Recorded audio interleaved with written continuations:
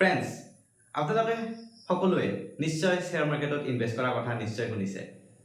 কিন্তু ফ্ৰেণ্ডছ, সেই শ্বেয়াৰ মাৰ্কেটত ইনভেষ্ট কৰাৰ কাৰণে যিটো ৰাস্তা, সেই ৰাস্তাটো আপোনালোকে জানেনে? সেই ৰাস্তাটোৰ নাম হ'ল ডিমেট একাউণ্ট। তো ফ্ৰেণ্ডছ, আজি মই আপোনালোকক ক'ব যাই আছোঁ ডিমেট একাউণ্ট কি, ডিমেট একাউণ্ট কেনেকৈ খোলে, ডিমেট একাউণ্ট খুলিলে লাভ আৰু লোকচান কি কি আছে, আৰু এই গোটেইখিনি বস্তু জানিবলৈ ভিডিঅ'টো শেষলৈ নিশ্চয় চাব।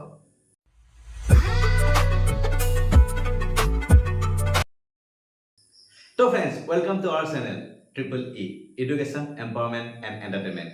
মই চাহিল হুছেইন পুনৰ আহিছোঁ আপোনালোকৰ ওচৰত এটা নতুন ভিডিঅ', এটা নতুন টপিক লৈ। তো ফ্ৰেণ্ডছ, বহুত বেছি দেৰি নকৰোঁ, সোনকালে আৰম্ভ কৰোঁ। কথাটো হ'ল যে শ্বেয়াৰ মাৰ্কেটত শ্বেয়াৰ কিনা বেচা ইনভেষ্টমেণ্ট বহুত আগৰ পৰা চলি আছে। কিন্তু ফ্ৰেণ্ডছ, যেতিয়া শ্বেয়াৰ কিনা বেচা হৈছিল তেতিয়া কি হৈছিল, শ্বেয়াৰ যাৰ তাত শ্বেয়াৰ আছে সি নিজৰ শ্বেয়াৰৰ চাৰ্টিফিকেট থাকিব, সেই চাৰ্টিফিকেট লৈ এটা মাৰ্কেটত যাব, সেই মাৰ্কেটত কোনোবা পইচা লৈ আহিব, সেই পইচা দিব, সেই শ্বেয়াৰ বেচিব। তেনেকুৱা ধৰণৰ আমাৰ যেনেকুৱা এতিয়া বজাৰ বহে তেনেকুৱা ধৰণৰ শ্বেয়াৰো বিক্ৰী হৈছিল এটা সময়ত। কিন্তু ফ্ৰেণ্ডছ, যেতিয়া শ্বেয়াৰ কিনোতে যিটো চাৰ্টিফিকেট দিয়ে সেই চাৰ্টিফিকেটটো বহুতে হেৰাই দিয়ে, বহুত আনক্লেইম শ্বেয়াৰ এতিয়াও ৰৈ আছে।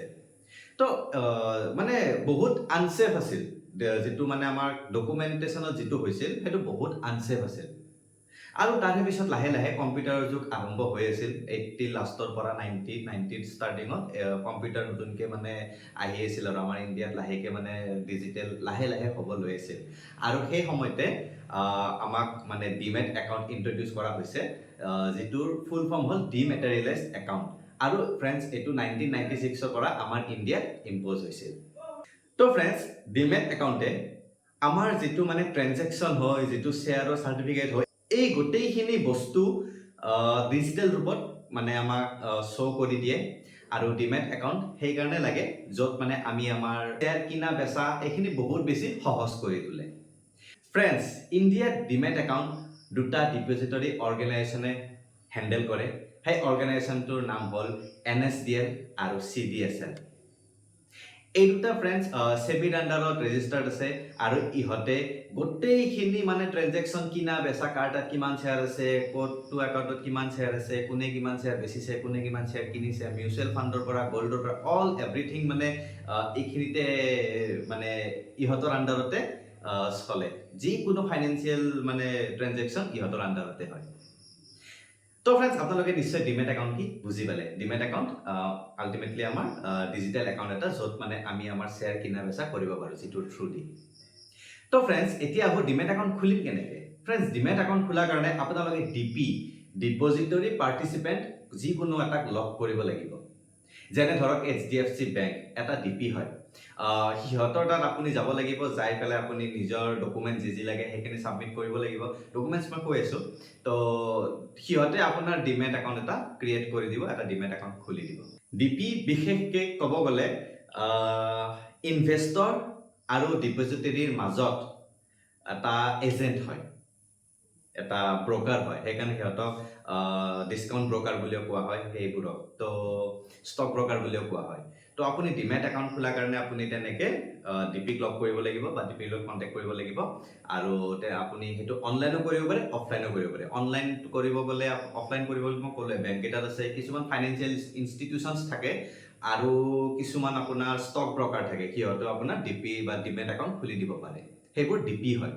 আৰু ফ্ৰেণ্ডছ, যদি আপুনি অনলাইন কৰিব যায়, অনলাইন কৰিব গ'লে আপোনাৰ ধৰক গ্ৰ' আছে, পেচা বাজাৰ আছে, পেচা বাজাৰ নহয়, 5 পেচা আছে, Angel One আছে, আপষ্টক্স আছে, জিৰ'ধা আছে, এনেকুৱা বিভিন্ন ধৰণৰ আপোনাৰ প্লেটফৰ্ম আছে, য'ত মানে আপুনি ডিমেট একাউণ্ট খুলি ইনভেষ্ট কৰা ষ্টাৰ্ট কৰিব পাৰে।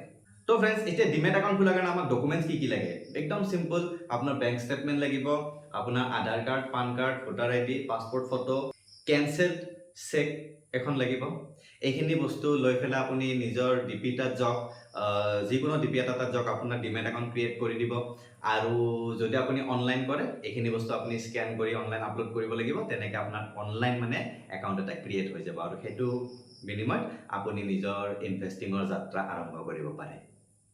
তো ফ্ৰেণ্ডছ, এতিয়া আহোঁ ডিমেট একাউণ্ট খুলিলে আপোনাৰ লাভ আৰু লোকচান কি কি আছে। লোকচান বিশেষ নাই, লোকচানটো ডিমেট একাউণ্ট খুলিলে থাকিব পাৰে নাথাকিব পাৰে, কিন্তু লাভ কি আছে মই সেইখিনি কৈ দিওঁ। তো প্ৰথমতে ক'ব গ'লে আপোনাৰ যিবোৰ শ্বেয়াৰ কিনা বেচা যিবোৰ ট্ৰেনজেকশ্যন আছে সেইবোৰ বহুত বেছি সহজ হৈ যায়। তাৰে পিছত যদি ক'ব যাওঁ আপোনাৰ ছেফটি বহুত আহি যায়। আগতে কাগজ পত্ৰ বহুত হেৰাইছিল, জিকি গৈছিল, ভিজি গৈছিল, বেয়া হৈছিল, ছিঙি গৈছিল।